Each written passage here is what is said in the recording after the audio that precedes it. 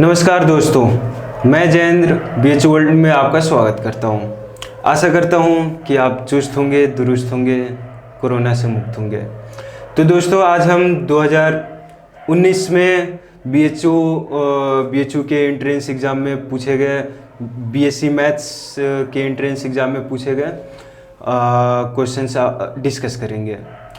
और वैसे तो आपने अभी तक खुद से एक बार सॉल्व करने की कोशिश की होगी उन क्वेश्चंस को, और जिन्होंने नहीं किया है वो एक बार पहले खुद से एक बार प्रैक्टिस कर लें, उसके बाद से ये वीडियो देखें। क्वेश्चन पेपर का लिंक आपको डिस्क्रिप्शन बॉक्स में मिल जाएगा। और जब भी इस टाइप का कोई भी प्रीवियस ईयर पेपर या फिर कोई मॉक पेपर जब आप प्रैक्टिस करें तो टाइम बाउंड प्रैक्टिस करिए, क्योंकि बीएचयू के एंट्रेंस एग्जाम में जो क्वेश्चन पूछे जितने क्वेश्चन आते हैं और टाइम जो दिया जाता है वो पहला ही ऑप्शन दिया है 0, करेक्ट आंसर क्या 0 means at resonance in a LCR circuit phase difference between I and V is 0। तो 12वां क्वेश्चन है कि which of the following converts mechanical energy into electrical energy। Option है electric motor, transformer, AC dynamo, fourth option dry cell.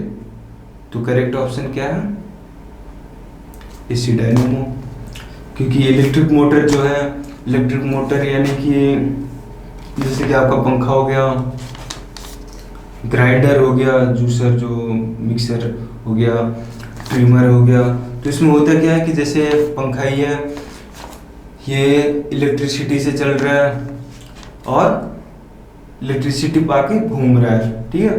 तो वहाँ पे क्या हो गया कि वो कन्वर्ट कर रहा है इलेक्ट्रिकल एनर्जी को मैकेनिकल एनर्जी में। ट्रांसफार्मर क्या है, ये तो इलेक्ट्रिकल को इलेक्ट्रिकल में कन्वर्ट कर दिया, एक तरह से समझिए कि ये बस क्या करता है कि करंट के एम्पलीट्यूड को कम ज़्यादा कर सकता है, ठीक है। एसी डायनेमो जैसे कि आपके शाफ्ट वगैरह जहाँ हाइडल पावर प्लांट में लगे रहते हैं, या फिर जो विंड मिल्स होते हैं, ठीक है, या फिर आपको याद होगा कि साइकिल में पहले मैंने देखा था, अब तो नहीं दिखाई देता, साइकिल में एक छोटा सा पीछे के टायर में ऐसे कुछ एक सेटअप लगा रहता था, वो टायर में सटा रहता था, टायर जब चलता था तो वो घूमने लगता था और फिर आगे उससे वायर से कनेक्टेड एक बल्ब रहता था, तो वो उसमें लाइट आ जाता था।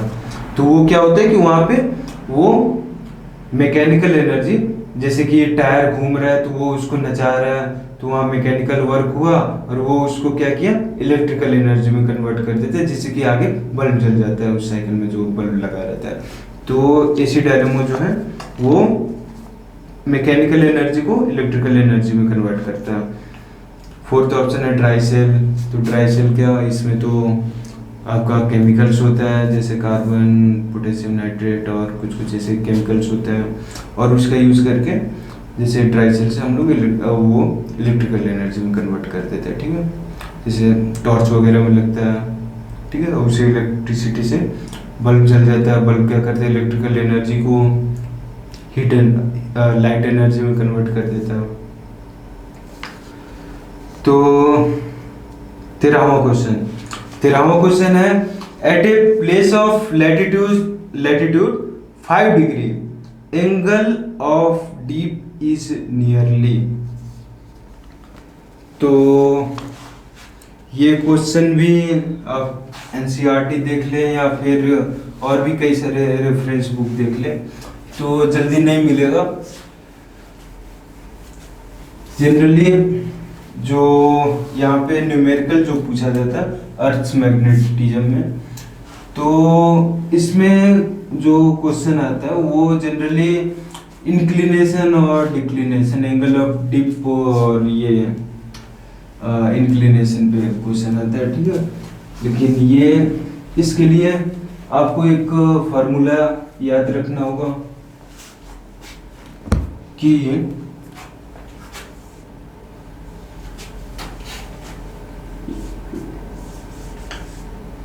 tan delta equal to 2 tan lambda. ठीक है, यह है एंगल ऑफ डिप। ठीक है, और लैम्डा जो है ये लैटिट्यूड। ठीक है, लैटिट्यूड के साथ आपका एंगल ऑफ डिप ऐसे वेरी करता है। एंगल ऑफ डिप आपको याद रहना चाहिए। एंगल ऑफ डिप क्या होता है? तो ये होता है horizontal component of earth's magnetic field in the magnetic meridian. ठीक है, तो इसी को यहाँ अप्लाई करना होगा। आपको दिया हुआ है लैटिट्यूड का वैल्यू कितना है? लैम्डा इक्वल टू कितना दिया? 5 डिग्री। तो देख लीजिए लैम्डा ये डेल्टा कितना आ रहा है एंगल ऑफ डिप। तो आपको पता होना चाहिए कि जब एंगल छोटा होता है तो उस समय tan थीटा जो होता है वो थीटा के बराबर हो जाता है। ठीक है, तो यहाँ से tan हटाएंगे, डेल्टा इक्वल टू क्या आ जाएगा? 2 लैम्डा। ठीक है, तो हमारा डेल्टा जो है वो कितना आ जाएगा? 2 इंटू 5 डिग्री यानी कि 10 डिग्री। ठीक है, यानी कि आपका करेक्ट ऑप्शन 1 है। ठीक है, फर्स्ट ऑप्शन है 10 डिग्री, वही आपका करेक्ट आंसर है। ठीक है, हालांकि ये मेथड तो अभी गलत है। नहीं, मेथड नहीं मीन्स यहाँ पे कैलकुलेशन करने का तरीका जो है वो थोड़ा सा करेक्ट आपको करना चाहिए कि यहाँ पे tan थीटा जो है वो थीटा के बराबर तब होता है जब बशर्ते थीटा आपका गिवन हो इन रेडियन। ठीक है, डिग्री में हो तो तब नहीं। ऐसा नहीं कि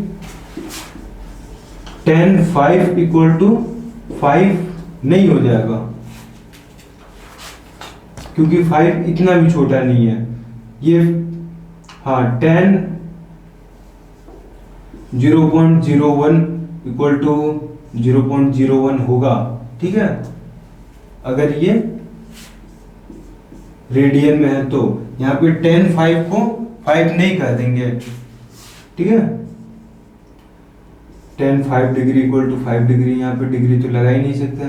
ठीक है, वैल्यू न्यूमेरिकल होता है एक तो। लेकिन हालांकि आंसर आपका सही आया हुआ है, वो इसलिए कि मान लीजिए कि इसको हम लोग क्या किए कि रेडियन में ही कन्वर्ट कर लिए। ठीक है, रेडियन में कन्वर्ट करेंगे तो क्या हो जाएगा 5 degree upon 2 pi radian equal to क्या होता है 180 डिग्री। ठीक है, तो 5 radian equal to 1 degree equal to कितना हो जाएगा पाई अपॉन 5 डिग्री, और 5 डिग्री इक्वल टू हो जाएगा पाई अपॉन 180 इंटू 5। ठीक है, तो उसी तरह हमारा जो डेल्टा आएगा तो इसको जब इसमें कन्वर्ट करेंगे यानी कि ये आपका जो वैल्यू है काफी छोटा आएगा। ठीक है, तो इसलिए यहाँ पे 10 लैम्डा इक्वल टू हम लैम्डा लिख दिए। ठीक है, तो यहाँ पे डेल्टा कितना आ जाएगा? डेल्टा इक्वल टू आ जाएगा 2 इंटू लैम्डा। लैम्डा कितना आएगा? लैम्डा हमारा ये है। ठीक है, छोटा सा एंगल रेडियन में यानी कि पाई अपॉन 180 इंटू 5। ठीक है, तो ये हमारा एंगल ऑफ डीप आया, और ये छोटा ही आता है इसलिए हम इसको निगलेक्ट कर दिए। ठीक है, कि ये छोटा है तो ये भी छोटा ही आएगा, और छोटा किस में आएगा? ये हम मान के चल रहे हैं कि ये रेडियन में डेल्टा है। ठीक है, तो इसलिए हमारा रेडियन में आ गया एंगल ऑफ डिप इतना।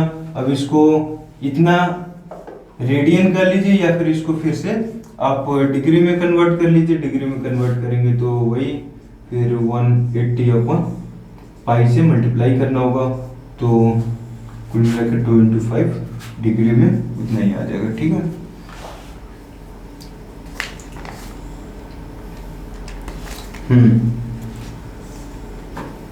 चौदहवां question, the permanent magnetic moment of atom और molecule of a diamagnetic material is. पढ़ के मार दीजिए इसका आंसर।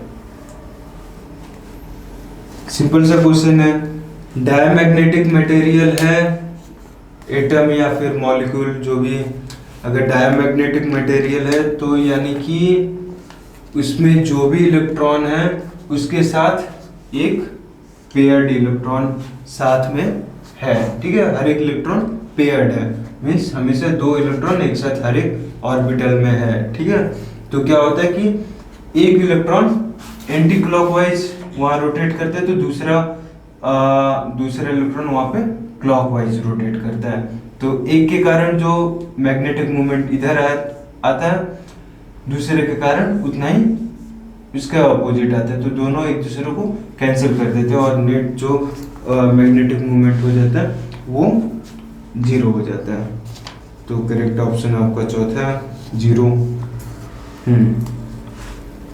15वां क्वेश्चन है कि an electron mass equal to 9 into 10⁻³ kg, आपको याद ही होगा, और electronic charge equal to 1.6 into 10⁻19 coulomb data दे दिया।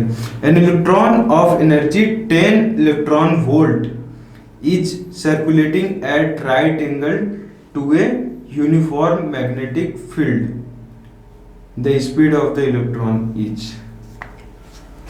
सिंपल सा क्वेश्चन है।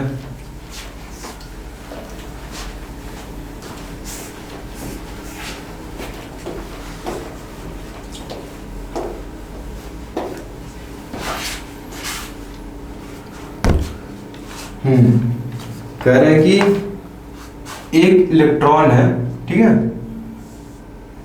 ये सर्कुलर मोशन कर रहा है, ठीक है, और किसी मैग्नेटिक फील्ड के परपेंडिकुलर, ठीक है।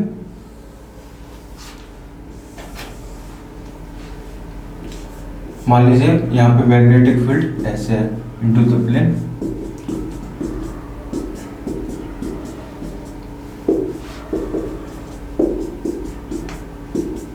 और इस इलेक्ट्रॉन का जो दे दिया क्या गिवन है, इसका एनर्जी गिवन है। एनर्जी कितना है, energy equal to 10 electron volt, ठीक है, ये गिवन है। और आपसे पूछ रहा है कि स्पीड ऑफ द इलेक्ट्रॉन क्या होगा, ठीक है, कितने स्पीड से ये घूम रहा है, ठीक है। तो पहली बात तो ये आप समझिए कि ये एनर्जी कौन सा एनर्जी है इलेक्ट्रॉन का। पोटेंशियल एनर्जी हो सकता है, पोटेंशियल एनर्जी तो हो ही नहीं सकता, क्योंकि जैसे किसी एटम या मॉलिक्यूल में जब एनर्जी उसमें घूमता है किसी न्यूक्लियस के अबाउट, तो वहाँ पे तो उससे एसोसिएटेड एक पोटेंशियल एनर्जी होता है। यहाँ पे तो किसी से नहीं एसोसिएट हो रहा है, न ग्रेविटेशनल पोटेंशियल एनर्जी, न इसका तो और न इलास्टिक पोटेंशियल एनर्जी, कुछ ऐसा तो नहीं है। यहाँ पे जो भी एनर्जी है ये इसका काइनेटिक एनर्जी है, ठीक है, इस इलेक्ट्रॉन का काइनेटिक एनर्जी है, ये पूरा काइनेटिक एनर्जी है 10 इलेक्ट्रॉन वोल्ट, ठीक है। तो काइनेटिक एनर्जी होता है किसके बराबर है, काइनेटिक एनर्जी इक्वल टू होता है 12 mv², ठीक है, यानी कि 12 mv² का वैल्यू दिया है, 12 mv² इक्वल टू जो एनर्जी है 10 इलेक्ट्रॉन वोल्ट। तो आपको मास भी पता है और एनर्जी दिया ही है, आप भी निकाल लीजिए। वी निकालने के लिए पहले तो आप फिर से कहूँगा कि आप डायमेंशन का खास ध्यान रखिए, कौन से सिस्टम में कर रहे हैं। कि एमकेएस सिस्टम, अगर आरएचएस आपका एमकेएस सिस्टम में है तो इधर भी एमकेएस सिस्टम में ही वैल्यू रहना चाहिए, सीजीएस में नहीं रहना चाहिए। कि तो सब कुछ सीजीएस में रखिए या फिर एमकेएस में रखिए, ठीक है। तो जनरली कोशिश करना चाहिए कि एसआई सिस्टम में ही करिए, अच्छा रहता है। क्योंकि जो वैल्यू भी गिवन रहते हैं वो भी एसआई यूनिट में ही दिए रहते हैं, हालांकि ये एसआई में नहीं गिवन है, ठीक है। एनर्जी का जो एसआई यूनिट है वो होता है जूल, इलेक्ट्रॉन वोल्ट नहीं होता है, ठीक है। और हमें मास एसआई यूनिट में पता है, तो वेलोसिटी एसआई में निकाल सकते हैं। अगर इसको हम एसआई में कन्वर्ट कर दें तो एसआई में कैसे कन्वर्ट करेंगे, तो इलेक्ट्रॉन वोल्ट को एसआई में जब करेंगे तो बस सिंपली इलेक्ट्रॉनिक चार्ज जो है वो एसआई में कन्वर्ट कर लीजिए। एसआई में यानी कि कूलम में, तो कूलम में कितना होता है 1.6 इंटू 10⁻⁻19, ठीक है। उतना कूलम वोल्ट, ठीक है। और वो किसके बराबर, जूल के बराबर हो जाएगा, ठीक है। इसे सॉल्व करिए तो 2 को इधर लेते जाइए, ठीक है। ये इंटू 2 हो जाएगा और मास को ले जाकर डिवाइड कर दीजिए, ठीक है। मास कितना गिवन है, तो 9 इंटू 10⁻31, ठीक है। तो इसको ऊपर लेते जाइए तो हो जाएगा -19 है +31 यानी कि हो जाएगा +12, ठीक है। और 10 को 1.6 में मल्टीप्लाई करिए तो 16 हो जाएगा, ठीक है। तो v कितना आ जाएगा, v इक्वल टू हो जाएगा √ इतना। तो इसका वैल्यू आ जाएगा 16 का 4 आएगा, 9 से 3 आ जाएगा इंटू √2 का वैल्यू यानी 1.414 इंटू 10⁻⁶, ठीक है। और ऐसा यूनिट में वैल्यू आएगा मीटर पर सेकेंड।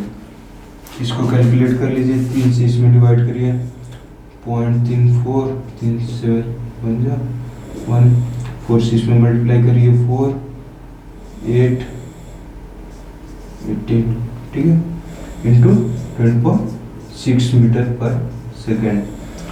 तो ऑप्शन देखिए, ऑप्शन है 3.8 इंटू 10⁻⁶ मीटर पर सेकेंड। ऑप्शन बी है 1.9 इंटू 10⁻12 मीटर पर सेकेंड। ये तो कभी किसी का भी नहीं हो सकता, 3 इंटू 10⁻8 से ज़्यादा तो किसी का स्पीड हो ही नहीं सकता, ठीक है, लाइट की स्पीड से ज़्यादा। ऑप्शन 3 है 3.8 इंटू 10⁻12 मीटर पर सेकेंड। ये भी ऑप्शन सबसे पहले ही निगलेक्ट कर देना चाहिए ऐसे क्वेश्चन को, तो ऐसे ऑप्शन को। तो फोर्थ ऑप्शन है 1.9 इंटू 10⁻6 मीटर पर सेकेंड, ठीक है। फोर्थ ऑप्शन है 1.9 इंटू 10⁻6 मीटर पर सेकेंड। ये काफ़ी क्लोज है इससे, ठीक है। तो यानी कि हमारा करेक्ट ऑप्शन है फोर्थ ऑप्शन 1.9 इंटू 10⁻6 मीटर पर सेकेंड। Question number 16। क्वेश्चन है कि the magnetic field at the centre O of A current carrying wire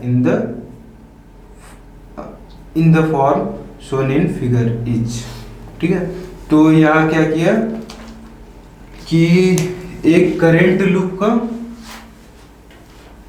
diagram दे दिया और उस करंट के कारण एक पॉइंट पे पूछ लिया है कितना मैग्नेटिक फील्ड होगा, ठीक है।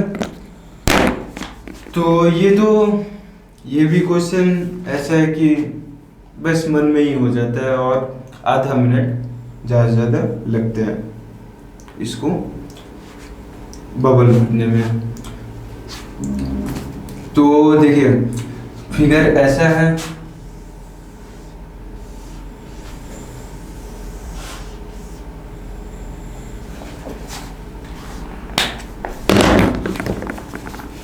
एक करंट कैरिंग क्लोज्ड लूप दिया हुआ है, ठीक है। और इसमें जो करंट है ऐसे फ्लो कर रहा है, ऐसे, फिर ऐसे, फिर ऐसे, ऐसे होते हुए, ठीक है, ऐसे करंट फ्लो कर रहा है। दो सेमी सर्कुलर आर्क है, ठीक है, इस लूप में, जिसका कि एक का रेडियस है R1, ठीक है, एक का रेडियस है R2। जो करंट फ्लो कर रहा है इसमें, उसका वैल्यू है I, ठीक है। तो इस करंट के कारण इस सेंटर पे कितना मैग्नेटिक फील्ड होगा ये पूछ दिया है, ठीक है।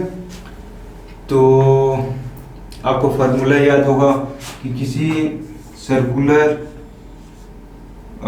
करंट कैरिंग लूप के कारण उसके सेंटर पे कितना मैग्नेटिक फील्ड होता है, तो होता है mu naught I upon 2r, r जो है इसका रेडियस होता है, ठीक है।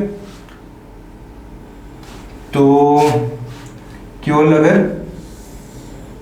सेमी सर्कुलर ट्रैक अगर इतना के कारण अगर पूछे कि इतना के कारण यहाँ पे कितना मैग्नेटिक फील्ड होगा, तो जस्ट इसके आधा हो जाएगा यहाँ पे जो मैग्नेटिक फील्ड होगा, mu naught I upon 4r, ठीक है। यहाँ पे r इसका रेडियस है, ठीक है। तो यहाँ पे सेमी सर्कुलर लूप है, ठीक है। तो इस वाले लूप के कारण इसमें कितना, यहाँ पे कितना फील्ड होगा, तो वो मान लीजिए कि इसके कारण V1 फील्ड है, ठीक है।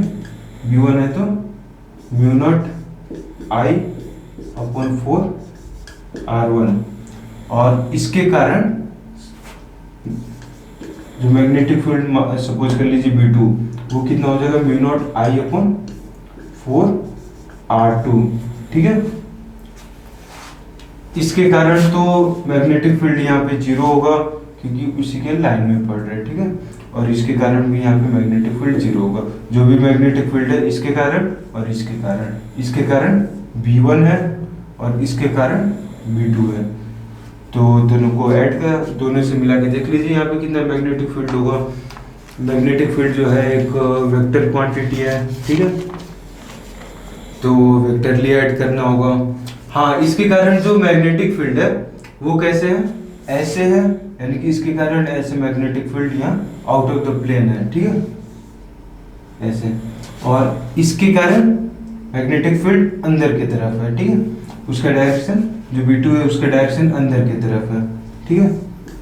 दोनों अपोजिट डायरेक्शन में एक ही लाइन में है, तो वेक्टर है तो इसे अलजेब्रिकली ऐड कर लेंगे अपोजिट डायरेक्शन में, यानी कि इतना माइनस इतना करना होगा, ठीक है, एक में से दूसरे को। यहाँ पे जो डिफरेंस होगा वही नेट फील्ड होगा, यानी कि कितना आ जाएगा, ये दोनों मिला के, दोनों अपोजिट डायरेक्शन में है तो इस एक में से एक को घटाना होगा, तो मैग्नेटिक फील्ड जो होगा, नेट मैग्नेटिक फील्ड, वो V1 माइनस V2, यानी कि mu naught I upon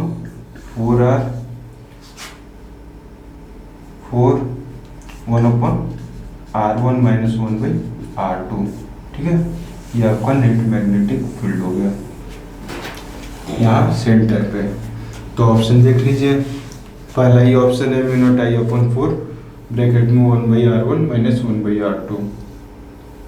simple सा क्वेश्चन है, इतना लिखने का आपको जरूरत ही नहीं था। इतना आप मन ही में सोच लेते कि एक के कारण मैग्नेटिक फील्ड इतना है और एक दूसरे के कारण मैग्नेटिक फील्ड इतना है, मन ही में सोच भी लेते, समझ भी लेते कि एक के कारण इधर है, एक के कारण उधर है, यानी कि जो नेट मैग्नेटिक फील्ड होगा वो दोनों के डिफरेंस के बराबर होगा और इतना होगा। हाँ, क्वेश्चन नंबर 17। क्वेश्चन है कि एक current of 1.6 ampere is passed through a solution of copper sulfate. How many Cu2 plus R liberated in 1 minute? Simple सा क्वेश्चन, फिर से एकदम बस दिमाग को कूल करके क्वेश्चन को सॉल्व करते जाइए।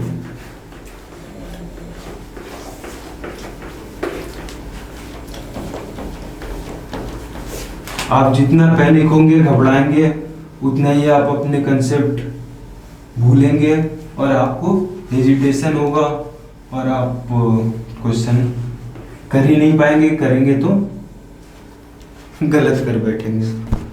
ठीक है, तो देखिए एकदम बेसिक से समझिए कोई भी क्वेश्चन कि कोई सॉल्यूशन है कॉपर सल्फेट का, ठीक है,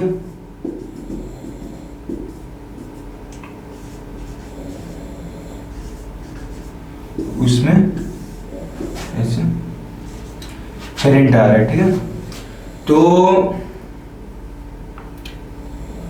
1.6 एम्पियर का करंट आ रहा है। कितना देर के लिए आया? 1 मिनट के लिए, यानी 60 सेकंड के लिए, ठीक है। इतना देर में कितना Cu2 प्लस इसमें लिबरेट हो जाएगा, ठीक है। तो ध्यान दीजिए कि एक Cu2 प्लस को लिबरेट होने के लिए कितना चार्ज चाहिए? तो 2 इलेक्ट्रॉनिक चार्ज, ठीक है।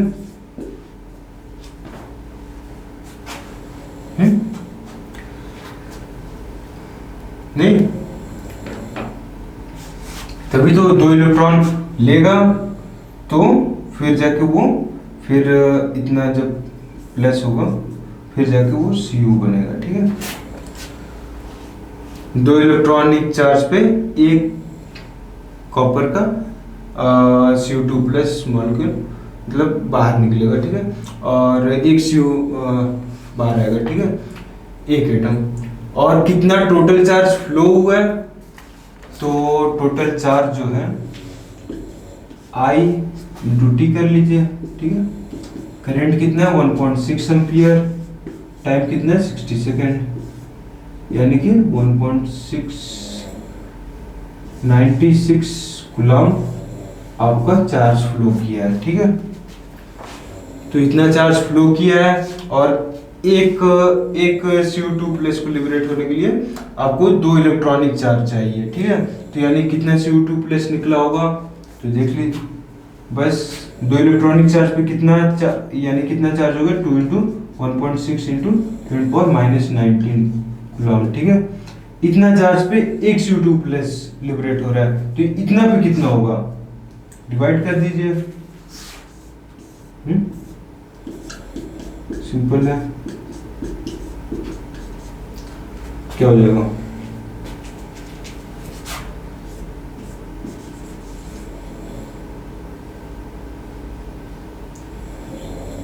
तीस इंटू 10⁻19 हो गया 3 इंटू 10⁻20, ठीक है। इतना Cu2 प्लस लिबरेट होगा जब 1.6 एम्पियर का करंट 60 सेकेंड के लिए उसमें से फ्लो होगा, पास होगा। तो सिंपल सा कंसेप्ट है। अब यहाँ फार्मूला क्या ही याद करना, वैसे लोग फार्मूला एक ही याद रखते हैं कि बस इधर Q इक्वल टू IT है कि तो Q या फिर IT इक्वल टू मान लीजिए नंबर ऑफ जितना लिबरेटेड एटम है वो n, और एक के लिए जितना चार्ज चाहिए, ये जैसे 3 प्लस रहता तो 3 होता, कितना इलेक्ट्रॉनिक चार्ज, तो हम लोग मतलब Z प्लस अगर उस पर चार्ज है तो वो Z इंटू एक इलेक्ट्रॉन पे जितना चार्ज है, यहाँ से हमारा n आ जाएगा। ये फार्मूला याद रखिए या फिर कंसेप्ट समझ रही है। Question number 18, charge Q flowing through a resistance R varies with time t as Q equal to AT minus BT square. Total heat produced in R each. तो ये क्वेश्चन तो आपको 2 मिनट वाला है, कोई बात नहीं। कोई क्वेश्चन जब आपको 20-30 सेकेंड वाला मिल रहा है तो इसमें कोई हर्ज नहीं कि आपको कोई क्वेश्चन 2 मिनट वाला मिल जा रहा है, ठीक है। हाँ, लेकिन ये नहीं कि अब एक्स्ट्रा टाइम थोड़ा कैलकुलेशन करना है तो इसके चलते क्वेश्चन ही छोड़ दिया जाए। बहुत सारे बच्चे छोड़ देते हैं, देखते ही क्वेश्चन क्या, अरे इसमें तो अभी ऐसे ऐसे निकालना है, कहीं तो समझ ही नहीं पाते कि कैसे कैसे निकालना है, क्या करना है, जब थोड़ा ज़्यादा कैलकुलेशन होता है तो देखिए एक कोई रेजिस्टेंस है, इससे करंट फ्लो कर रहा है, और अमाउंट ऑफ, जैसे टाइम के साथ कितना टाइम में कितना चार्ज फ्लो कर गया, ठीक है, वो गिवन है, हमें बताया गया है कि टाइम के साथ ऐसे डिपेंड करता है, कर रहा है यहाँ पे AT minus B T square, ठीक है। और पूछ लिया गया है कि इसमें टोटल कितना हीट प्रोड्यूस होगा, ठीक है, कितना हीट प्रोड्यूस होगा, तो उसके लिए हमें तो पहले करंट पता करना होगा, ठीक है। करंट पता होता है तो हम क्या फार्मूला लगाते हैं कि पावर का या फिर heat produced equal to I square R T, ठीक है, या फिर VIT होता है, या फिर V स्क्वायर अपॉन RT, ठीक है, कोई भी फार्मूला यूज कर सकते हैं। यहाँ पे तो V हम निकाल नहीं पाएंगे, तो I तो निकाल सकते हैं, तो I पता करते हैं यहाँ से। तो I क्या है, क्या होता है कि rate of flow of charge, ठीक है, dq अपन dt, यही आपका करंट होता है। तो कितना आ जाएगा, यहाँ करिए a माइनस 2bt, ठीक है। तो करंट आ गया आपका a माइनस 2bt, यानी करंट भी आपका कांस्टेंट नहीं है, टाइम के साथ जैसे जैसे टाइम चेंज हो रहा है वैसे वैसे आपका करंट भी इसमें चेंज कर रहा है, ठीक है, करंट का वैल्यू।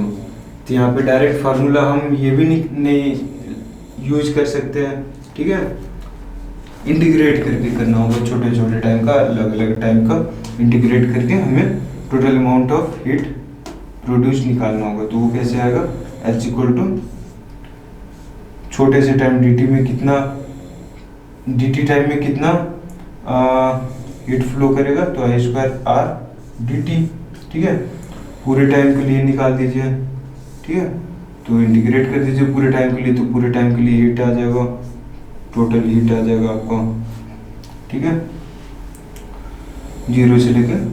और एक चीज तो देखिए, ये अब थोड़ा आपको अपना भी यहाँ पे दिमाग लगाना होगा, क्वेश्चन थोड़ा इनकम्प्लीट भी है कि एक तो दिया नहीं कि कितना टाइम के लिए इसका आप वो निकालिए,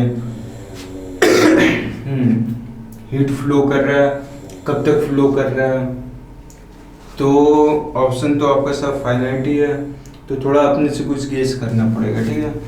जैसे heat amount of heat flow जैसे है, तो ये एक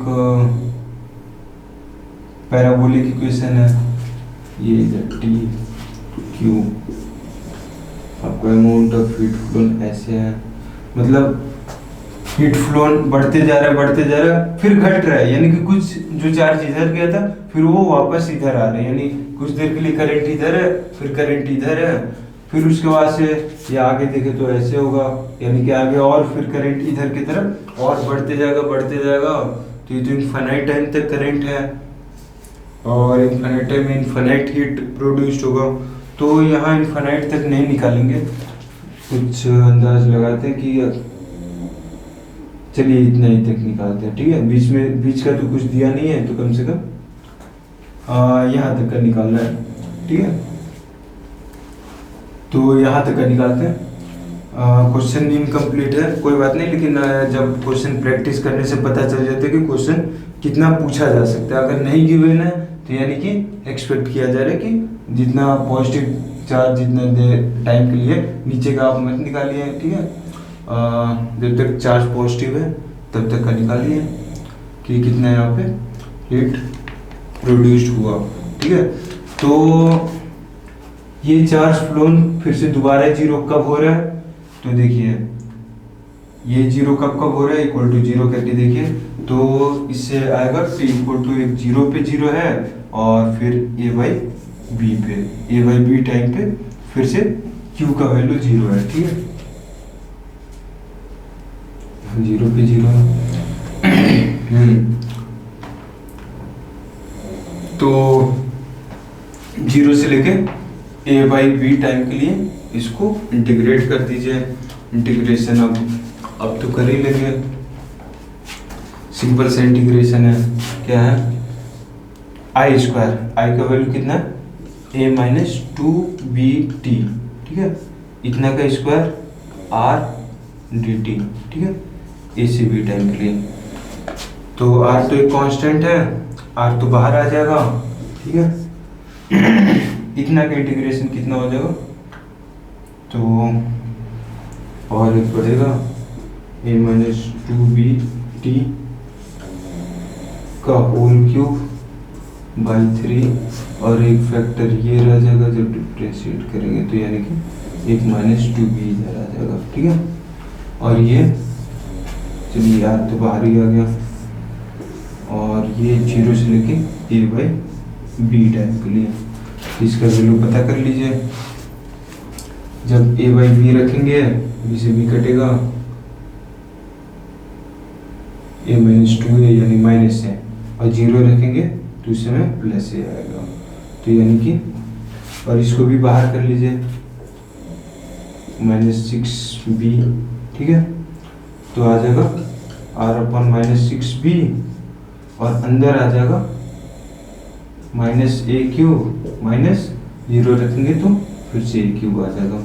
ठीक है, तो यानी कि इसका वैल्यू हो जाएगा minus two A cube, minus two से माइनस सिक्स कटेगा तो 3। ठीक है, ऑप्शन हो जाएगा R A cube upon 3b। Correct option क्या होगा, are A cube upon 3b। ठीक है, तो ये क्वेश्चन शायद 2 मिनट से ज़्यादा भी ले सकते हैं, लेकिन जल्दी करेंगे तो हो जाएगा। क्वेश्चन कंसेप्ट को एक बार रिकलेक्ट करके ऑर्डर में करके कि कैसे करना है एक बार प्लान करके करेंगे तो 2.5 मिनट तक में हो जाएगा। और क्वेश्चन एक तो पहले ये कंप्लीट नहीं था इसलिए और थोड़ा सोचने में टाइम लगा। ठीक है, तो बढ़िया क्वेश्चन था वैसे। ऑप्शन कौन सा है इसमें, ऑप्शन 2 सही है, A cube R upon 3b। Question number 19, metals are good conductors of heat than insulators because option 1 their atoms are relatively apart, option 2 they contain free electrons, option 3 their atoms collide frequently, option 4 they have reflecting surface। तो ये तो class 9-10th के standard का होगा, कि उसी समय से पढ़ते आ रहे हैं कि कंडक्टर्स में क्या होता है कि फ्री इलेक्ट्रॉन्स होते हैं, जिसके कारण उसमें इलेक्ट्रिसिटी फ्लो इजीली हो पाता है। ठीक है, as compared to insulators and semiconductors. ठीक है, question number 20, the thermo EMF of a thermocouple is found to vary with temperature theta in degree centigrade, it is given। ठीक है, the thermo EMF of a thermocouple is found to vary with temperature in accordance with the relation E equal to 40 theta minus theta square by 10, where cold junction is at 0 degree centigrade and hot junction is at theta degree centigrade. The neutral temperature of the thermocouple is। तो बहुत ही simple question है। बस आपको पता होना चाहिए कि neutral temperature होता क्या है। उसका बस आपको अगर डिफिनीशन भी पता है, अगर आप डिफिनीशन भी बोल पा रहे हैं, समझा पा रहे हैं, कि समझ पा रहे हैं कि न्यूट्रल टेम्परेचर क्या है, तो बस आप क्वेश्चन कर ले जाएंगे। एक होता है न्यूट्रल टेम्परेचर, एक होता है इन्वर्जन टेम्परेचर। इस पे क्वेश्चन कई बार आए हैं बीएचयू एंट्रेंस में।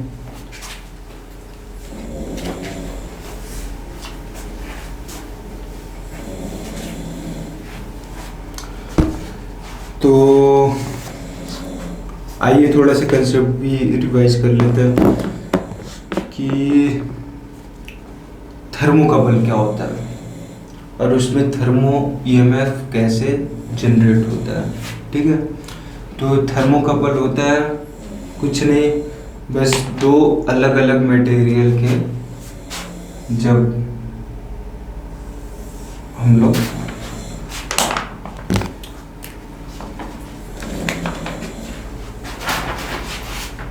दो अलग अलग मटेरियल के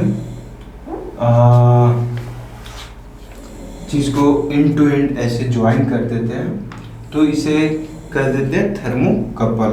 ठीक है, मान लीजिए कि ये निकल है, ठीक है, और ये जो है ये कॉपर है। ठीक है, ये कॉपर है और ये निकल है, तो ये हमारा एक थर्मोकपल हो गया। ठीक है, इसमें थर्मो ईएमएफ कैसे जनरेट होता है, तो हम क्या करते हैं कि इसके दोनों जो जॉइंट हैं उस पे टेम्परेचर अलग अलग टेम्परेचर पे मेंटेन कर देते हैं। ठीक है, तो ये मान लीजिए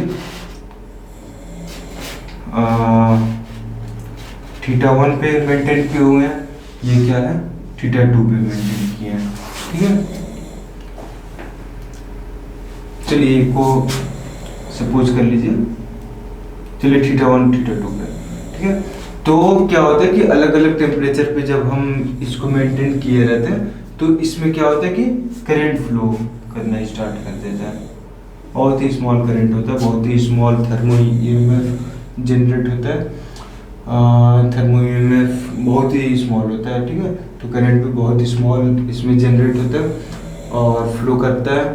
और सपोज करिए कि इसको θ1 पे ही मेंटेन किए हैं और दूसरा वाला टेम्परेचर इसको बढ़ाते जा रहे हैं, तो बढ़ाते जाते हैं तो क्या होता है कि इसका करंट का वैल्यू भी बढ़ते जाता है। ठीक है, बढ़ते जाता है, फिर और टेम्परेचर बढ़ाते हैं तो एक समय ऐसा आता है कि किसी टेम्परेचर पे करंट सबसे मैक्सिमम पहुंच जाता है कि आप उससे ज़्यादा जब टेम्परेचर बढ़ाते हैं तो फिर से करंट का वैल्यू घटने लगता है। ठीक है, तो जिस समय करंट का वैल्यू, करंट का मैग्नीट्यूड सबसे हाईएस्ट हो जिस टेम्परेचर पे, और जब ये अगर 0 डिग्री सेंटीग्रेड पे मेंटेन किया गया तो जिस टेम्परेचर पे सबसे मैक्सिमम करंट हमें मिलता है या फिर मैक्सिमम थर्मो ईएमएफ मिलता है हमारे थर्मोकपल में, तो उस टेम्परेचर को कहते हैं न्यूट्रल टेम्परेचर। ठीक है, ठीक है, means temperature of other and and when one joint is maintained at 0 degree centigrade. ठीक है, तो उस टाइम पे टेम्परेचर ऑफ अदर एंड जो होता है when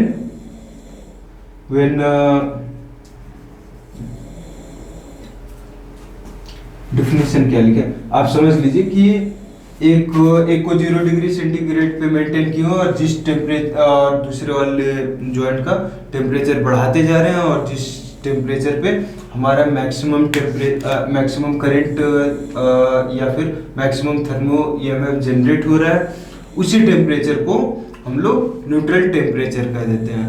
ठीक है, और एक होता है inversion temperature.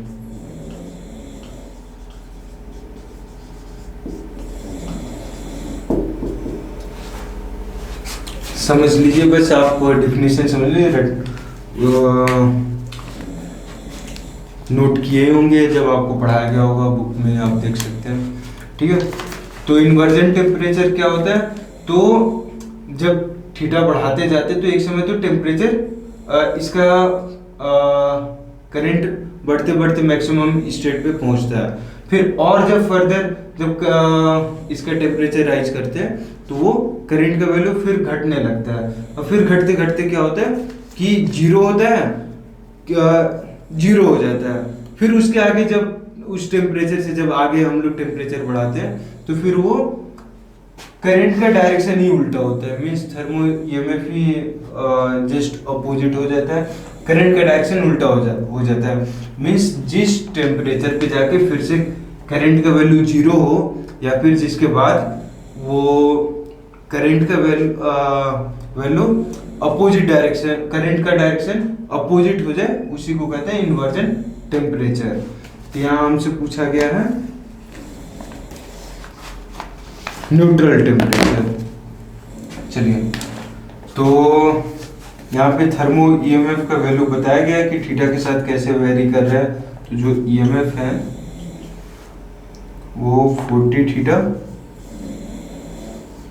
Minus theta square by 10 इसके बराबर है। तो हमें पता करना है कि किस थीटा पे करंट का वैल्यू सबसे मैक्सिमम है, वही थीटा हमारा न्यूट्रल टेम्परेचर होगा। करंट का वैल्यू मैक्सिमम यानी कि जिस समय थर्मो ईएमएफ मैक्सिमम हो। तो हमें पता करना है कि किस समय किस थीटा पे ईएमएफ, थर्मो ईएमएफ जो है वो मैक्सिमम वैल्यू दे रहा है। ठीक है, तो मैक्सिमम वैल्यू आ रहा है। तो मैक्सिमा या मिनिमा ये मैथ्स में आप पढ़े होंगे कि इस टाइप के इक्वेशन से कैसे पता करते हैं कि इसका वैल्यू सबसे मैक्सिमम कहाँ जाएगा, कहाँ होगा। तो जहाँ पे इसका first derivative with respect to theta equal to 0 हो। ठीक है, वहाँ पे मैक्सिमा या मिनिमा होता है। तो यहाँ तो देखिए मिनिमा का तो चांस नहीं लग रहा है, ये ऐसी कोई ग्राफ बनाएंगे तो ऐसे जाएगा, एक जगह कहीं मैक्सिमा मिलेगा। ठीक है, वहाँ पे स्लोप 0 होगा ग्राफ में।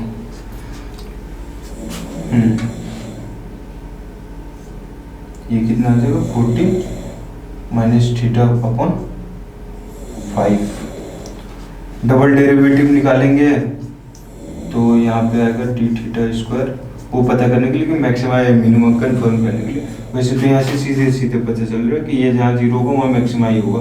उसका दूसरे तरीके से चेक करने का तरीका ये है कि देखिए डबल डेरिवेटिव माइनस में आ गया यानी कि उस थीटा पे वहाँ मैक्सिमम वैल्यू मिलेगा, अगर पॉजिटिव आता है तो मिनिमा आता है। ठीक है, तो देखिए कहाँ पे ये 0 है।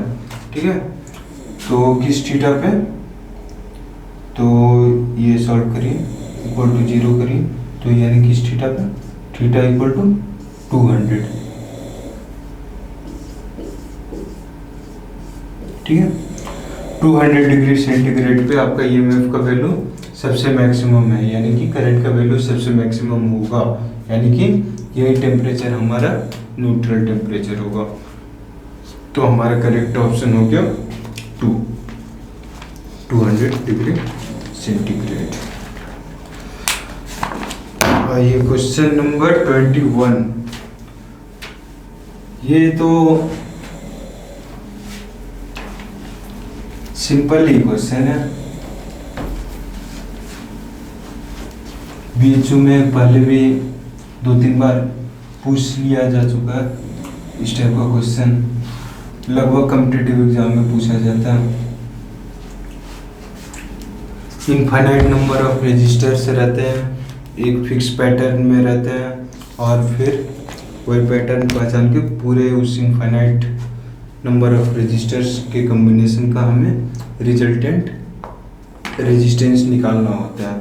तो देखिए यहाँ पे क्वेश्चन में दिया हुआ the present infinite circuit, figure में दिया हुआ एक infinite circuit, the resistance between A and B is. देखिए तो फिगर क्या दिया हुआ है, ऐसे एक रेजिस्टेंस है और नीचे एक ऐसे रेजिस्टेंस है, फिर उन दोनों के दूसरे एंड को एक रेजिस्टेंस से जोड़ दिया गया, फिर उस पॉइंट से फिर से एक रेजिस्टेंस ऐसे गया, उन दोनों के एंड को ऐसे एक रेजिस्टेंस से जोड़ा गया फिर से, और ऐसे ही इनफाइनाइट बार हुआ है। ठीक है, तो और ये पॉइंट है हमारा ए और ये टर्मिनल है बी। तो पूछा गया है कि इस ए और बी के बीच में हमारा रिजल्टेंट रेजिस्टेंस कितना होगा। ठीक है, और ये जो छोटे एक रेजिस्टेंस जो दिए हुए ये सब एक एक ओम के हैं। ठीक है, ये भी 1 ओम का है, सब 1 ओम का है। ठीक है, जितना भी रेजिस्टेंस दिया हुआ है। ठीक है, ये एक एक ओम के ऐसे रेजिस्टर का इनफाइनाइट कॉम्बिनेशन है। इसके चलते ए और बी के बीच में कितना रेजिस्टेंस होगा। तो देखिए सपोज कर लिए कि ये जो रिजल्टेंट रेजिस्टेंस जो आ रहा है वो के बराबर है।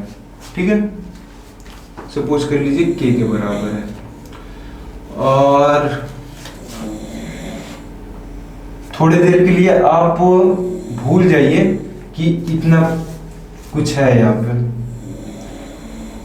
इतना सर्किट को आप भूल जाइए। ठीक है, अब अगर सपोज करिए हम आपसे पूछें कि इस पॉइंट और इस पॉइंट के बीच में कितना रेजिस्टेंस होगा, इक्विवेलेंट रेजिस्टेंस इस पॉइंट और इस पॉइंट के, तो जो क्वेश्चन में गिवन है बिल्कुल वैसा ही सर्किट फिर से आपके सामने है, यानी कि इस पॉइंट और इस पॉइंट के बीच में उतना ही रेजिस्टेंस होगा जितना कि हमें निकालना है क्वेश्चन में जो सर्किट दिया हुआ है। ठीक है, जिसका कि वैल्यू हम लोग के मान के रखे हैं, तो ये इसका भी के बराबर होगा। ठीक है, इस पॉइंट से इस पॉइंट के बीच में। ठीक है, इतना भूल जाइए आप, इतना का भी के होगा। तो हम इतना क्योंकि के मान के रखे हैं पूरा का, और वैसे ही फिर से आगे है ना, ये भी उतना ही आगे दिख रहा है, तो इसका भी के ही आएगा। तो क्या कर रहे हैं कि इसको सब भूल के हम उसका इक्विवेलेंट एक सर्किट बना रहे हैं यहाँ पे, और उसका वैल्यू कितना आएगा के। ठीक है, यहाँ पे हाँ, और हमें तो निकालना है इतना का, मतलब इतना प्लस उसके आगे जो दिया था उसको हम सिंप्लीफाई कर लिए हैं। ठीक है, और इस पूरे का भी हम सपोज किए के बराबर है। ठीक है, तो आपको एक इक्वेशन बन जाएगा क्या कि इस पॉइंट और इस पॉइंट के बीच में कितना रेजिस्टेंस हो जाएगा, के और 1 पैरेलल में है, तो ये मान लीजिए सी और डी है। ठीक है, तो रेजिस्टेंस बिटवीन सी और डी कितना हो जाएगा, पैरेलल में है तो के अपन के प्लस 1। ठीक है, और ए बी के बीच में कितना होगा, तो एक इसको आप मिटा दीजिए और इन दोनों का मिला के एक रेजिस्टेंस यहाँ पे बना दीजिए आर सी डी। ठीक है,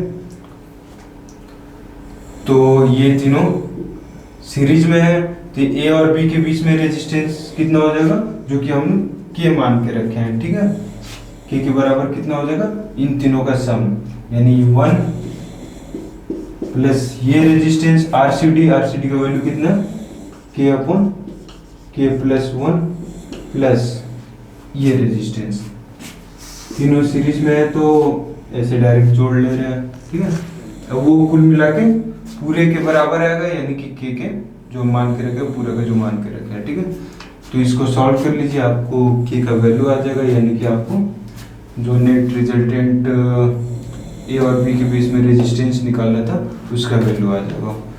तो आइए सॉल्व कर लेते हैं। 1 + 1 कितना हो जाएगा, 2 हो जाएगा। तो इधर करेंगे 2k प्लस के 3k प्लस 2 इक्वल टू, इसको इधर लगा मल्टीप्लाई कर दिए k स्क्वायर प्लस के, कितना आ गया k square minus 2k minus 2 equal to 0। इससे हमारा k का वैल्यू आ जाएगा 2 plus minus root B square 4 minus 4 8 और माइनस माइनस प्लस 12/2। तो k का दो वैल्यू आ रहा है 2 प्लस माइनस 2 रूट 3/2, 2 से 2 कट जाएगा, तो यानी कि k का वैल्यू आ गया 1 प्लस माइनस रूट 3। और कभी भी जो नेट रेजिस्टेंस है वो नेगेटिव तो कभी होता ही नहीं है रेजिस्टेंस का वैल्यू, यानी 1 माइनस रूट 3 वाला तो ऑप्शन हो ही नहीं सकता, ठीक है, यानी कि करेक्ट ऑप्शन है, करेक्ट जो नेट रिजल्टेंट रेजिस्टेंस है और बी के ए बी पॉइंट के बीच में वो है 1 प्लस रूट 3, ठीक है। यहाँ पे आपका ऑप्शन 3 जो है वो करेक्ट ऑप्शन है।